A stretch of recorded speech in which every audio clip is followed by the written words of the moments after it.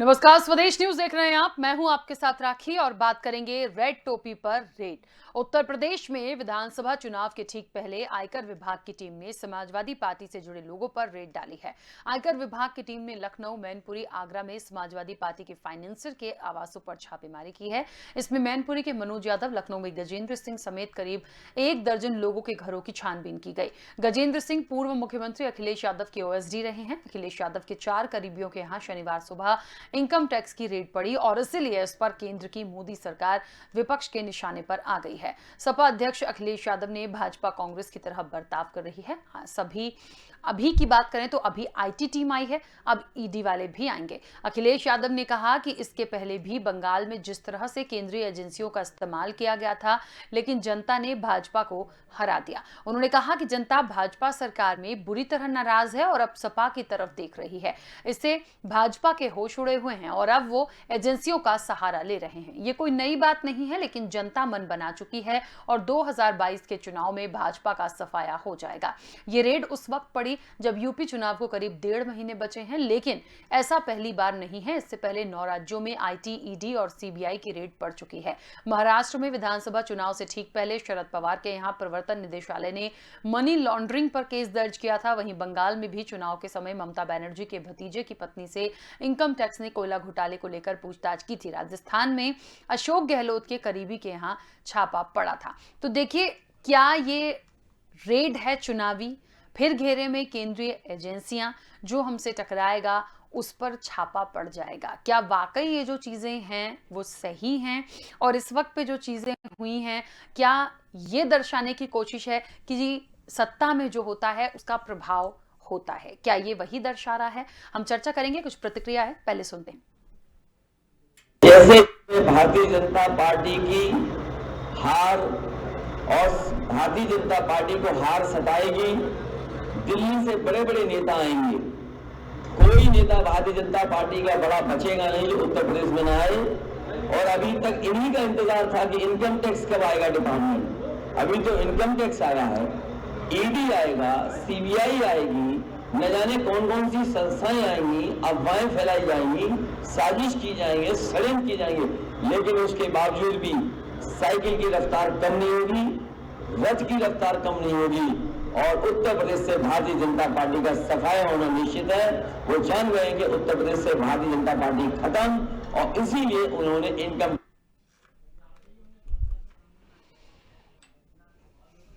तो देखा आपने, सुना आपने, रेड टोपी पर रेड। देखिए, ये बहुत सारी चीजें हैं और निश्चित तौर पर कहीं ना कहीं सवाल खड़े करती हैं कि क्या केंद्रीय एजेंसियां जिन पर आरोप लगते आए हैं क्या वाकई में गलत कर रही हैं, या ये छापे उन फाइनेंसर्स पर इसलिए पड़वाए जाते हैं ताकि एक प्रेशर पॉलिटिक्स जिसको कहते हैं वो हो सके, या और ये बात कि जो हमसे टकराएगा उस पर छापा पड़ जाएगा। क्या ये जो तमाम चीज़ें हैं वो सही हैं? तो जो कुछ भी हुआ है, सपा के जो फाइनेंसर्स हैं या अखिलेश यादव के कभी जो ओएसडी रह चुके हैं, इन तमाम लोगों पर जो हुआ है, या रेड टोपी पर रेड जिस तरीके से हमारा टॉपिक है आज का, तो निश्चित तौर पर ये इन लोगों के साथ क्यों हुआ? क्योंकि ये देखिए, हमेशा से हम देखते आए हैं कि मुख्य विपक्षी दल जो भी होगा जिस स्टेट का, उसके यहाँ छापे पड़ ही जाते हैं इलेक्शन से पहले, जो कहीं ना कहीं एक प्रेशर डालने का प्रभाव भी हो सकता है। लेकिन इसका कितना असर पड़ेगा, क्या दबाव वो महसूस करेंगे, कैसे निकल पाएंगे, क्या मैसेज देने की कोशिश है, विस्तार से चर्चा करेंगे। हमारे साथ मेहमान जुड़े हैं। सबसे पहले आपका परिचय करा दूं। भारतीय जनता पार्टी का पक्ष रखने के लिए विवेक श्रीवास्तव जी हमारे साथ जुड़े हैं। विवेक जी, बहुत स्वागत चर्चा में जुड़ने के लिए। और सपा का पक्ष रखने के लिए अंकुरमणि त्रिपाठी जी हमारे साथ जुड़े हैं। अंकुरमणि त्रिपाठी जी, आपका भी बहुत स्वागत है। चर्चा की शुरुआत सबसे पहले विवेक जी आपसे ही करना चाहती हूँ। क्या बात है ये रेड टोपी के साथ जो हुआ, या कह लीजिए सीधा सीधा बोलूं मैं कि सपा के यहाँ जो छापे पड़े हैं, मतलब अचानक से इलेक्शन के कुछ महीने पहले ही ये तमाम चीजें हो रही हैं। हम पहले भी देख चुके हैं, जब कुछ टाइम बचा होता है तब छापे बहुत तेजी से पड़ते हैं। क्या मकसद क्या है? देखिए राशि जी, ये इनकम टैक्स वगैरह की रूटीन प्रक्रिया होती है। चुनाव के दौरान भी आपने देखा होगा कि इनकम टैक्स के अधिकारी जगह जगह नाकों पे, बॉर्डर पे कुछ चेक पोस्ट टाइप बना के बैठ जाते हैं और गाड़ियों में जो अवैध धन लाए जाते हैं उनकी तलाशी होती है और उनको जब्ती करने का काम इनकम टैक्स के लोगों का द्वारा किया जाता है। क्योंकि ये सबको मालूम है कि चुनाव में काले धन का लंबे स्तर पे प्रयोग होता है। इस दौरान ये एजेंसियां रूटीन चेकअप करती हैं। इनकम टैक्स का काम ही यही है, काले धन की छापेमारी, उसको जब्त करने का काम। मुझे नहीं लगता कि इसमें कोई इतना हाई तौबा करने की जरूरत है। आपके घर इनकम टैक्स के लोग गए हैं, आपका बही खाता दुरुस्त है तो आप उनको दिखा दीजिए, अगर नहीं दुरुस्त होगा तो जो उनको मिलेगा वो उठा ले जाएंगे। इसमें इतना गिलमिलाने की कौन सी जरूरत है? इनकम टैक्स वाले आए हैं, कोई यमराज की दूध तो आ लेके आप इतना परेशान है, जो कुछ हिसाब किताब दे दीजिए। अब अगर गजेंद्र सिंह जी आपको एसपी रहे हैं, उनके यहाँ छापा पड़ रहा है, तो भाई कुछ इनकम टैक्स वालों को समझ में आया होगा तभी न गए होंगे। हमारे यहाँ पे इनकम टैक्स वाले नहीं आते, जिनके यहाँ उनको समझ में आता उन्हीं के यहाँ जाते। तो आए हैं, उनका स्वागत करिए, उनको बैठाइए, उनको हिसाब किताब समझाइए, जो कुछ आपके पास दस्तावेज उनको प्रस्तुत करिए, वो उसको लेंगे, अपना चले जाएंगे। इसको राजनीति पर तोड़ देने की क्या आवश्यकता है? ठीक है, अंकुरमणि त्रिपाठी जी कितना संतुष्ट है उनके जवाब से, और वाकई में ऐसा है कि यदि कोई सूचनाएं हैं या कोई बात है इसलिए प्रॉपर तरीके से कार्रवाई हो रही है, सिर्फ इसके लिए विपक्ष पर आरोप लगाना ठीक नहीं होगा? क्या सहमत है इससे? नहीं मैम, ये कहना सारे सत्ता के लोग यही कहते हैं और अपना पल्ला झाड़ देते हैं। और आदरणीय श्रीवास्तव जी का जो कहना है मैं उससे बिल्कुल सहमत नहीं हूँ, क्योंकि छापेमारी करनी थी तो आप शुरू में करते, मध्य में करते, जब सरकार जा रही है आपके हाथ से निकल रहा है तो आप ये चीजें कर रहे हैं, तो ये उचित नहीं है। आप जांच करिए, सारे लोगों की जांच करिए, तमाम जांचें पड़ी हुई हैं, फाइल पोस्टपोन पड़ी हुई है, कोई पूछने वाला नहीं है। जब सत्ता की बात आती है, सत्ता जा रही होती है तो विपक्ष के लोगों पे नकेल कसते हैं। पहले यही लोग कहते थे सीबीआई तोता है, आज उसी तोते का इस्तेमाल कर रहे हैं। खैर, इनके बारे में मैं और क्या कह सकता हूँ। ठीक है, लेकिन ये जो तमाम चीजें हुई हैं, क्या मानते हैं प्रेशर पॉलिटिक्स का हिस्सा है? इससे कितना प्रभाव इलेक्शन पे पड़ेगा? जो मैसेज जाता है, क्या उस मैसेज? बिल्कुल, ये लोग प्रभाव डालने का प्रयास कर रहे हैं, ये लोग प्रभाव डालने का प्रयास कर रहे हैं, लेकिन इससे होगा नहीं मैम, इससे कुछ नहीं होना है। कारण ये है कि जो समाजवादी पार्टी के लोग हैं वो समाजवादी पार्टी के नीतियों पे ही चलते हैं, इन सब चीजों से डरते नहीं है। तमाम जांचें होती हैं, होती रहती हैं, कोई प्रभाव नहीं होता इससे। और सत्ता परिवर्तन जब होता है तो सबको ये दंश झेलना पड़ता है, और शायद इसी से ये डर रहे हैं, और कोई विषय नहीं है। उनको लगता है जब जब सत्ता जाने वाली है, जब इनके साथ से सत्ता निकलती है तो हमेशा सत्ता को ढूंढा जाता है। ये वही चीजें हैं। ठीक है, क्या लगता है विवेक जी? एक बात है, देखिए मैंने क्योंकि शुरू में बोला कि जब भी इस तरह की चीजें आती हैं तो जो मेन विपक्षी दल होता है उसके यहाँ छापे बहुत पड़ते हैं। देखिए, फाइनेंसेस पर छापे यदि पड़वाए हैं या पड़ गए हैं, जो भी बात है, तो ऐसा तो नहीं है कि भारतीय जनता पार्टी को कभी कोई सपोर्ट नहीं मिलता होगा या कोई फाइनेंसर नहीं मिलता होगा। वो तो सारे राजनीतिक दल हैं, कहीं ना कहीं सपोर्ट तो मिलता है। देखिए, जनता के आशीर्वाद से बड़ा कुछ नहीं है, लेकिन इलेक्शन को फेस करना, इलेक्शन में जाना, उसके पीछे क्या क्या चीजें लगती हैं हम बहुत अच्छे से जानते हैं, तो उस चीज को डिस्कस करने की जरूरत नहीं है। तो ऐसा निश्चित तौर पर तमाम लोगों के साथ होता होगा। फिर जो विपक्ष पर पक्ष पर जो सवाल आ रहे हैं विवेक जी, कि कहीं ना कहीं कहते हैं ना कि सत्ता पक्ष जो होता है उसका प्रभाव थोड़ा ज्यादा होता है, मतलब जिसकी सरकार होती है उसको इलेक्शन में थोड़ा सा ज्यादा फायदा मिलता है। तो क्या ऐसा ही है कि छापे करवा दिए जा रहे हैं? केंद्रीय एजेंसियों पर भी देखिए पहली बार नहीं है, बहुत बार सवाल उठे हैं। देखिए ना, पहले भी यही मैंने तो बताया, केंद्रीय एजेंसियां चुनाव के दौरान उनको इस तरह के टिप्स दिए जाते हैं इलेक्शन कमीशन के द्वारा कि चुनाव में काले धन का लंबे पैमाने पे प्रयोग हो सकता है, तो उस टिप्स के अनुरूप वो छापेमारी करते हैं। और आपने देखा होगा कि अभी आचार संहिता लागू होने के बाद जगह जगह नाके पे, चेक पोस्ट पे इनकम टैक्स के अधिकारी बैठ जाते हैं, तो जो गाड़ियां उधर से गुजरती है उनकी बिजली तक पड़वा के चेक की जाती है, और उसमें एक सीमा से अधिक रकम अगर व्यक्ति उसका कोई आप जवाब मौके पे नहीं दे पाते हैं तो वो रुपया वो अधिकारी जब्त कर लेते हैं। बाद में आप उसको बिजली अगर कोर्ट में आप दस्तावेज प्रस्तुत कर पाते तो छूटता है। तो ये सारी चीजें ऐसे गतिविधियों को रोकने के लिए एजेंसियों के द्वारा की जाती है। यदि आपका इनकम टैक्स के अधिकारी गए हैं यदि आपका इनकम टैक्स के अधिकारी गए तो उनको अपना दस्तावेज आप प्रस्तुत कर दीजिए। उसमें इतना पेट में दर्द किस बात का? इसका मतलब जरूर कुछ काला धन आपके यहाँ है, तभी आप इतना परेशान हैं। नहीं तो सपा कह रही है ना विवेक जी, सपा कह रही है कि इतना लंबा समय मिला तब छापे नहीं पड़वाते, इलेक्शन के पहले ही छापे क्यों पड़वा देते हैं? ये सवाल वो उनका। देखिए राशि की ये देश ऐसा है कि यहाँ कहीं ना कहीं तो हर साल हर महीने चुनाव रहता है, तो चुनाव के दृष्टिकोण से एजेंसियों के कार्यालयों में ताला तो लगा नहीं दिया जाएगा, और ये इनपुट इलेक्शन से पहले ही दिया जाता है एजेंसियों को, क्योंकि उनको ये सूचना होती है कि अमुक चुनाव में काले धन का बड़े पैमाने पे प्रयोग होना है। तो काले धन की आवाजाही को रोकने के लिए एजेंसियां ये बनी है, उनको यही उनका काम है, वही वो अपना काम कर रही है। आपके पास काला धन होगा वो उठा ले जाएंगी, सफेद धन होगा आप वही खाता दिखा देंगे, वो आपको नमस्ते करके चली जाएंगी। तो इतना चिल्लको करने की कौन सी जरूरत है? तो मुझे आपकी बातों से ऐसा लग रहा है अंकुर मणि जी, मुझे ऐसा लग रहा है विवेक जी की बातों से कि जो सपा है उनके पास या उनसे जुड़े हुए लोगों के पास बहुत सारा काला धन है।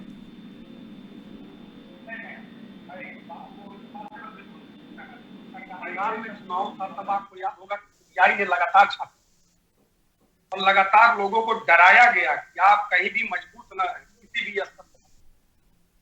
तो वो चीजें अब आप बंगाल के चुनाव के बाद फिर उत्तर प्रदेश का चुनाव है, इस बीच में जो गैप किया गया, उस गैप को देखते हुए तो मुझे यही लग रहा है कि बीच में आपने छापेमारी क्यों नहीं की? क्या उस बीच में गलतियां नहीं हुई लोगों से? क्या उस बीच में गलतफहमियां नहीं थी? उस बीच में भ्रष्टाचार नहीं था? उस बीच में चोरियां नहीं थी? लेकिन नहीं किया गया। वो तब किया गया जब उत्तर प्रदेश का विधानसभा चुनाव नजदीक आ गया है। आचार संहिता जनवरी प्रथम सप्ताह में लगनी है। तो मैं इनकी बातों से, हमारे उम्र में हमसे बहुत ज्यादा है, क्योंकि मैं बहुत उससे बोलता हूँ, तो मैं ये चीज कहना चाहूंगा, निश्चित तौर पर बहुत गलत कर रही है भारतीय जनता पार्टी, अपने सत्ता का दुरुपयोग कर रही है। जितने तंत्र हैं उनका दुरुपयोग कर रही है, और कहीं से ये चीजें सही नहीं, किसी भी चीज के लिए सही। ठीक है, तो इसके लिए क्या करेंगे? देखिए समाजवादी पार्टी दिख रहा है कि समाजवादी पार्टी बहुत तेजी से उभर रही है, जनसमूह बहुत तेजी से इनके साथ है, इस वजह से ये गतिविधियां कर रही है। क्या करेगी समाजवादी पार्टी? क्योंकि देखिए छापे तो पड़ गए हैं और बहुत सारी बातें भी आ रही हैं, मैसेज जो जैसा जाना होगा जाएगा, ये तो हम भी जानते हैं कि जनता बहुत समझदार है, लेकिन फिर भी प्रेशर डालने की बात है, या यदि कुछ गलत नहीं भी है तो समाजवादी पार्टी स्टैंड करेगी, उसके लिए बोलना तो पड़ेगा कुछ। कहावत मैं कहना चाहूंगा, एक लाइन है कि तुम जुल्म करो तो सरकारी, हम फरियाद करें तो गद्दारी। तो भारतीय जनता पार्टी की जो सरकार है, अगर इनसे हम लोग कुछ कहें भी तो ये गद्दारी कहते हैं, और ये जुल्म कर दें वो सरकारी होती है। और जहां तक रहा समाजवादी पार्टी की बात, समाजवादी पार्टी देख रही है राष्ट्रीय अध्यक्ष जी निकल रहे हैं क्षेत्रों में, और बहुत जनसमूह, पूरा जनसमूह उनके साथ है। उत्तर प्रदेश की जनता के एक एक दिल में अखिलेश जी बसे हुए हैं, युवा लगे हुए हैं, सारे लोग अपने स्तर से काम कर रहे हैं, और निश्चित तौर पे समाजवादी पार्टी की ही सरकार आनी है, ये तय हो चुकी है। इसीलिए ये बौखलाए हुए हैं, जितनी चीजें ये बना पा रहे हैं अपने। अच्छा, एक बात और है, यदि मान लीजिए भारतीय जनता पार्टी पे एक बार हम ये आरोप मान लीजिए, क्योंकि विपक्ष ने लगाया है, तो मान लीजिए कि छापे पड़वा दिए जाते हैं या कर लेते हैं, या केंद्रीय एजेंसियों पर भी मान लीजिए हम सवाल उठाएं, लेकिन उससे होगा क्या? जनता का निर्णय तो जनता का है ना, उससे प्रभाव कितना पड़ेगा? मैं वही तो जानना चाहती हूँ कि समाजवादी पार्टी को क्या कोई बहुत ज्यादा फर्क पड़ेगा? नहीं, समाजवादी पार्टी को फर्क नहीं पड़ना है। फर्क सिर्फ इतना है कि ये हमारे जितने भी जो कार्यकर्ता या विधायक उनको डराने का प्रयास कर रहे हैं, ताकि लोग टूट के इनके समर्थन में। आप देखी होंगी, इसके पहले भी तमाम सत्ता का दुरुपयोग करके बीच में भी तमाम लोगों ने इस तरीके का काम किया और अपने तरफ लोगों को डाइवर्ट किया। अभी एमएलसी के चुनाव में, राज्यसभा का जो चुनाव था उसमें कराया गया। तो ये सत्ता का दुरुपयोग हमेशा से होता रहा है और हो रहा है। जिन लोगों ने अपने इसमें कहा कि हम उत्तर प्रदेश को बहुत अच्छे ढंग से चलाएंगे, गुंडा राज मुक्त कर देंगे, भाषणों में तमाम चीजें बोली जाती हैं, हुआ क्या है ये आप भी जान रही हैं, ये हम भी जानते हैं। स्थितियां बद से बदतर हुई हैं, कहीं बेहतर नहीं हुई, बिगड़ती है।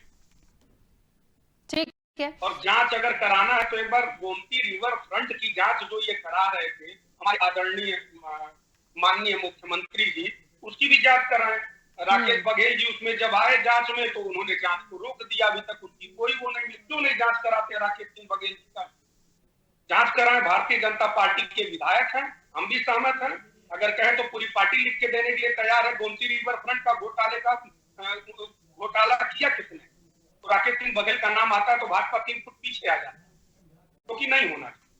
ठीक है विवेक जी, उत्तर प्रदेश की हम बात करें तो समाजवादी पार्टी का पूरा जिम्मा जो अपने कंधों पर लेकर चल रहे हैं वो अखिलेश यादव चल रहे हैं, ये हम सब जानते हैं।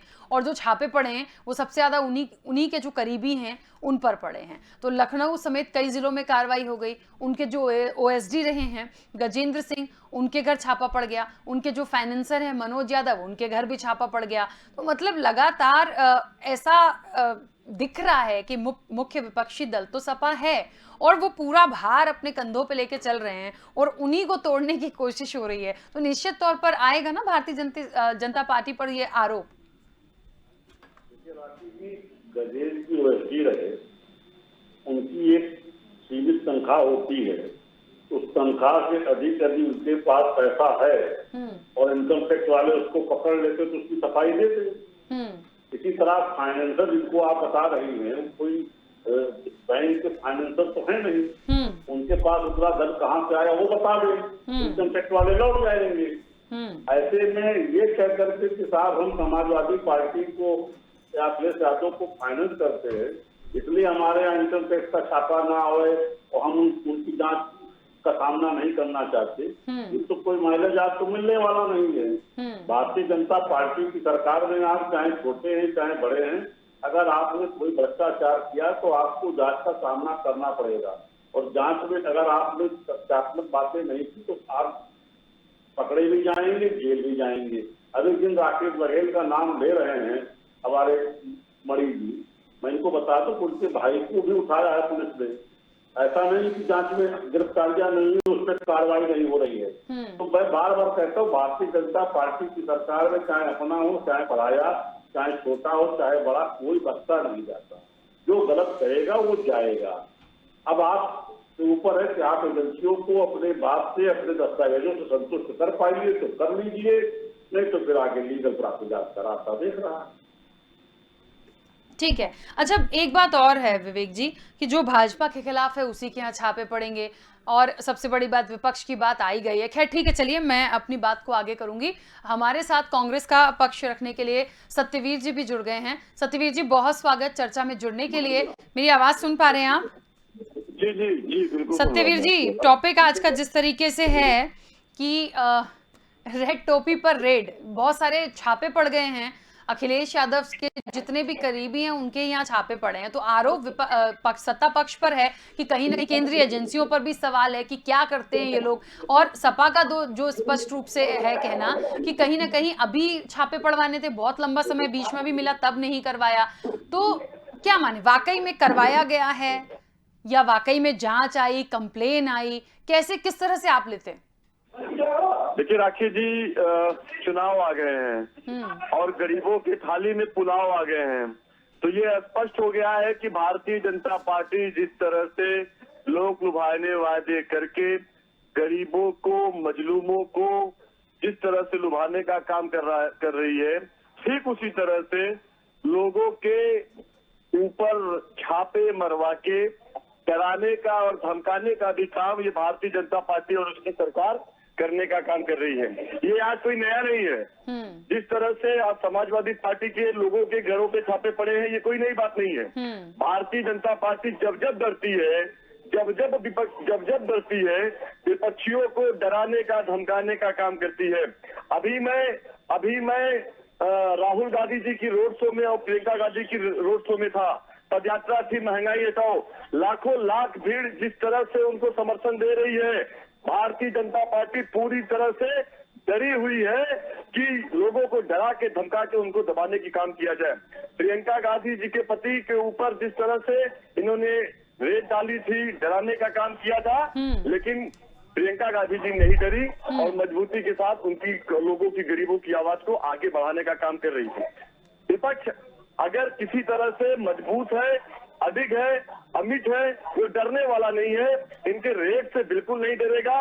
मजबूती के साथ इस तानाशाही सरकार को उखाड़ के फेंकने के लिए हम सब लोग लड़ने को तैयार हैं और इनके चेहरे को बेनकाब करने के लिए हम सारे लोग तैयार हैं। ठीक है सत्यवीर जी, लेकिन सत्यवीर जी जब ये डरते हैं, जब डरते हैं, ये दबाने का और डराने का काम करते हैं। डरना नहीं है, इनको मुंहतोड़ जवाब देना है। इनके भय भ्रष्टाचार जो इनका लोगों के दिलों में जिस तरह से व्याप्त है, जनता इनको पूरी तरह से नकारेगी। ये वापस सत्ता में नहीं आने वाली है। लेकिन अभी देखिए भारतीय जनता पार्टी के जो प्रवक्ता हैं विवेक जी, उन्होंने बहुत स्पष्ट किया कि केंद्रीय एजेंसियां अपना काम करती हैं और यदि छापे पड़े हैं तो उसके लिए इतना बौखलाने की जरूरत नहीं है। यदि आपके यहाँ व्हाइट मनी है तो दिखा दीजिए, ब्लैक मनी है तो फिर डरिए। कुलदीप सिंह सेंगर, चिन्मयानंद जी, अभी टेनी जो केंद्रीय मंत्री है, उनके बेटे ने सरेआम जिस तरह से गाड़ी चला के कुचल दिया है, मार दिया है। टेनी अभी भी प्रधानमंत्री के मंच पे खड़ा है। टेनी की बर्खास्तगी कब होगी? अगर केंद्रीय एजेंसियां काम कर रही हैं तो ये भारतीय जनता पार्टी की सरकार उसके पीछे रिमोट कंट्रोल का काम कर रही है और भारतीय जनता पार्टी का मंसूबा सफल नहीं होगा। टेनी की गिरफ्तारी, टेनी अभी तक मंत्री बना हुआ है, टेनी का इस्तीफा ये नहीं ले पा रहे हैं। इनका चाल और चरित्र तो चेहरा जनता के सामने है।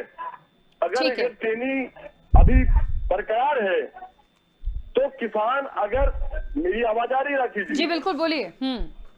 किसान आंदोलन कर रहा था, किसान अपने हक और हुकूक की आवाज उठा रहा था। केंद्रीय मंत्री का बेटा गाड़ी चला के उनको मारने का काम करता है। बताइए ये किस तरह से जनता के बीच में जाएंगे? क्या इनका चेहरा है? देखिए वही मैंने बोला, बहुत सारे मुद्दे, बहुत सारी बातें हैं और इसीलिए मैंने स्पष्ट किया था। मैंने सवाल भी इसीलिए लिया था कहीं ना कहीं अंकुर मणि जी से कि जनता में जो मैसेज जाने की कोशिश की जा रही है या जो मैसेज जाएगा उसका कितना प्रभाव पड़ेगा। तो उनको भी लगता है इसका कोई बहुत प्रभाव नहीं पड़ेगा क्योंकि जनता बहुत समझदार है। बहरहाल एक बात है, देखिए कि ये आईटी रेट जो पड़ी है ना, ये बात बिल्कुल सही है कि ये पहली बार नहीं हो रहा। किसी भी इलेक्शन को उठा के देखिए, बंगाल के जब इलेक्शन हुए, बंगाल में देख लीजिए आप, महाराष्ट्र में भी हो चुका है, ठीक है, कर्नाटक में हो चुका है, राजस्थान में हो चुका है, मध्य प्रदेश में यहाँ तक कि जब हुए थे तब भी कमलनाथ के करीबियों पर छापे पड़ गए थे। तो मुझे विवेक जी ऐसा क्यों लग रहा है कि भारतीय जनता पार्टी ने ये सोच कर रखा है कि जो मुख्य विपक्षी दल होगा उसको हम एंड टाइम पे छोड़ेंगे नहीं। देखिए यही बात कांग्रेस के अभी जो पक्ष रख रहे हैं सत्यवीर जी, उनने भी कही, यही बात अंकुर मणि जी ने भी कही थी कि आप लोग डराने का प्रयास करते हैं विधायकों को और मुख्य विपक्षी दल को। डराने वाली बात नहीं। अभी आपने देखी सुना होगा, अखिलेश यादव जी कह रहे थे कांग्रेस के समय में भी यही होता था।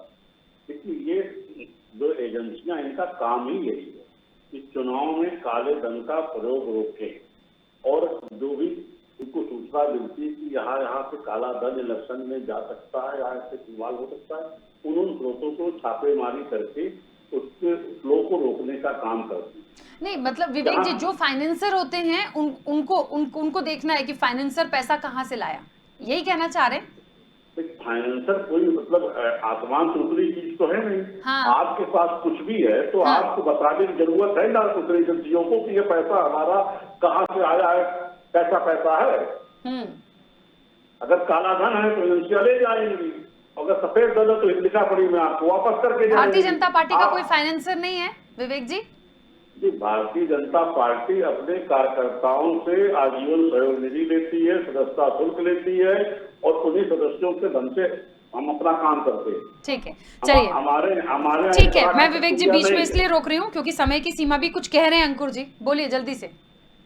वही मैं कहना चाह रहा था कि अगर समाजवादी पार्टी के जो फाइनेंसर हैं उनकी जांच बैठेगी, कांग्रेस के फाइनेंसर उन पे जांच बैठेगी, बसपा के तमाम लोग उन पे जांच बैठेगी।